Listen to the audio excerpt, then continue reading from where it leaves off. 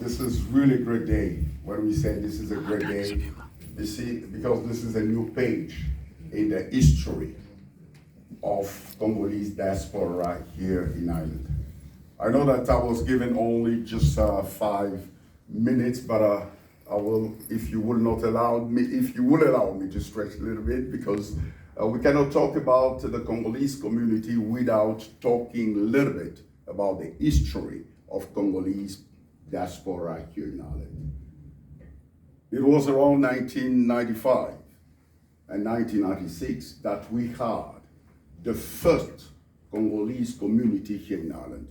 In that time, we had only the number of 40 people here in Ireland, 40 Congolese people. And then 1995 till around April 1996. And then we decided to set up the community with 40 people, of 40 Congolese. God grace, we started with the church, and by God grace, through the church, we set up an English class where they can have people coming to learn free of charge. And then I thank God, the teacher is still there. She lives in Lust at the moment. And after that, around at the end of 1996, we had something like 100 people. And suddenly the community started to grow. And it was something really great to see that when the community, just start to grow, I can see other people here, they were just, babies. But today I can see them grown up. One of you in the team, she was there. And then I thank God until we saw other people coming, Piero, and then so many people to join the community. And then until we start to have things like, to have the community itself.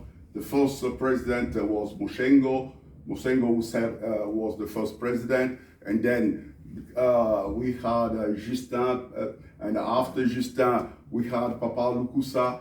And then there was a time was really quiet and nothing happened. And then Papa Lukusa asked me, said, why can't you come and help us? Because I was the pioneer of the Congolese community that time when we had only 40 people.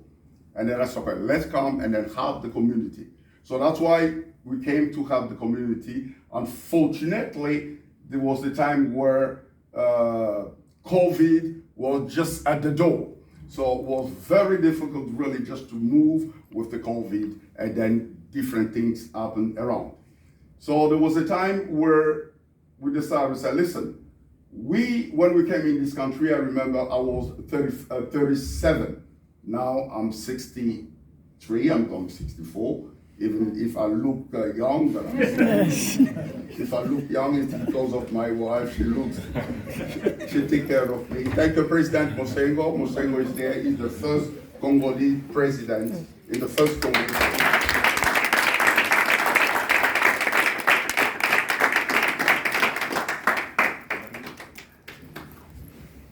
I just mentioned your name here, and you were somewhere in the car park.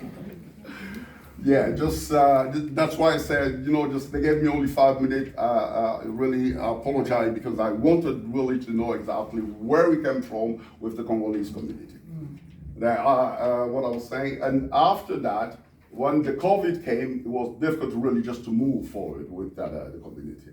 And then I came to with the group I was working with. They said, listen. The time when we came, I was 37. Now we are 63. We are going 64. But we have young people here with new vision. And then they can change things and they can bring a new dynamic in the community. Because you came like babies, children, you are our children, you learn here, you went to school here, and then you got skills here. So why not to bring new dynamic to our community? And then we decide, that's why you remember I made an announcement. Said, we need a new president. And then I emphasize, we want young people. And then I thank God when I saw that President Gires, was among the candidates, and then another candidate, was all of them, they were young. And suddenly, just he was elected, and congratulations again, and then all we were happy. So today, if we celebrate it, because this is a new generation, and they would like to bring a new dimension in the community, the Congolese community. But just what I would like to say is that we came with a specific roadmap, the time when we came. But now, you, young people, new generation, you are bringing new dynamic. You have a new roadmap. The roadmap that you will bring is just to do all the best, to see the Congolese community to become a really asset in this country. Why not to see one day within the Congolese community, members of the Gardi? I remember in 2005, we tried to do the same thing. You were in that audience. We called the Gardi so that the community, our young people can join the Gardi force. Unfortunately, no one of them were able just to join. But it would be really great, because if we can be able to become an asset for this country, to join the police force, to join the political parties, to join, why not one day we see in the parliament, we see one of Congolese community member talking in the parliament. And they say, who's that? It's from the Congolese community. Who is it? It's a TD. So I think this is exactly what we are going, this is what we have to aim for. Another thing that before finish, I would like to say, just, you guys, you have skills. And because you have skills, you can do it. The thing that we were not able to do it, you can do it. I remember that in 2020, by God's grace, I was appointed by the Minister John Odonogo to be in the board to set up the policies for research integration agency through the Department of Justice. In that time, I was the only black people to join that board in the Department of Justice. We were able to set up policies for research and integration agency, what you have now by God's grace. So I was among them. But what I noticed, this country needs us. That's why they opened the doors for us. So we should not deceive this country.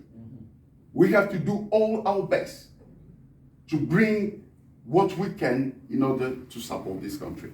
And we understand that the only way for integration is employment. So we have to go to work, because job is the key for integration. Help our children to go further with studies. Our mothers to go, even women, to go further with our studies.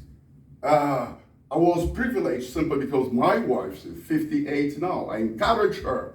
Only this year, she just completed her degree in environmental health. 58 years old. She's a mother, she's a grandmother. Well, she made it. So if a mother, a grandmother can make it, so you young people, you can do it as well.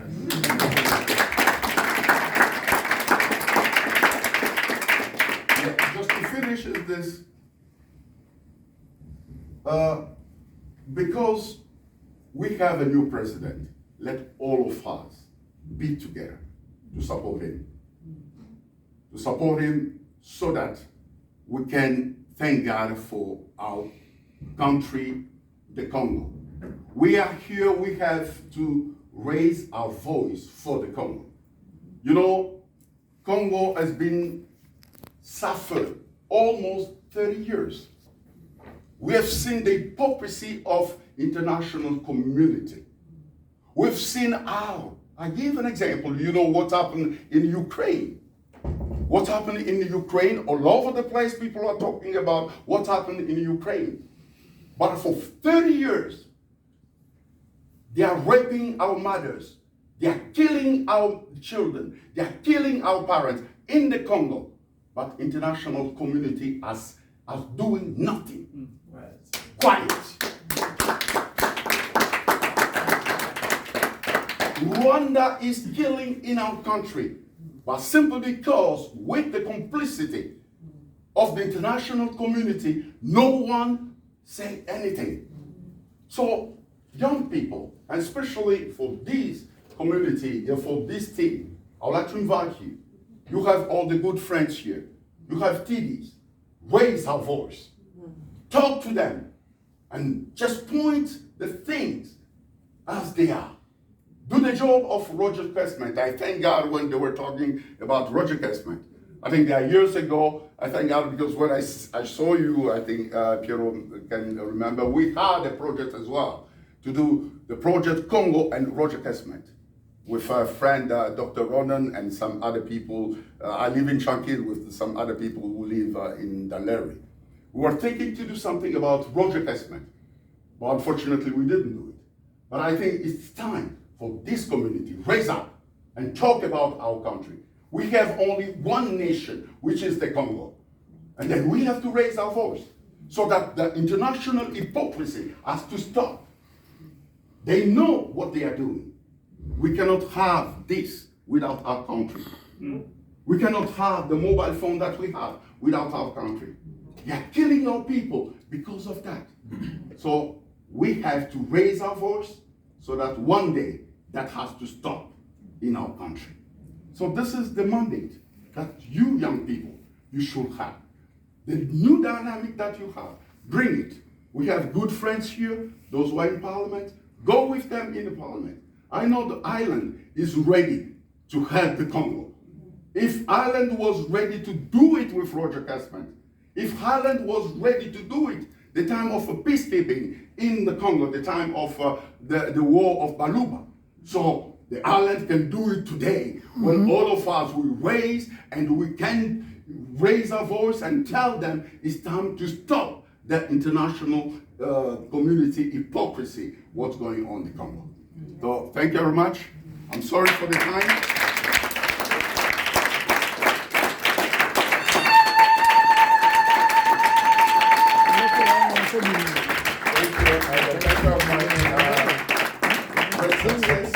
I know you are a great man, you an intelligent man, and you can do it. And all of us will support you. And thank God bless you. Thank you very much.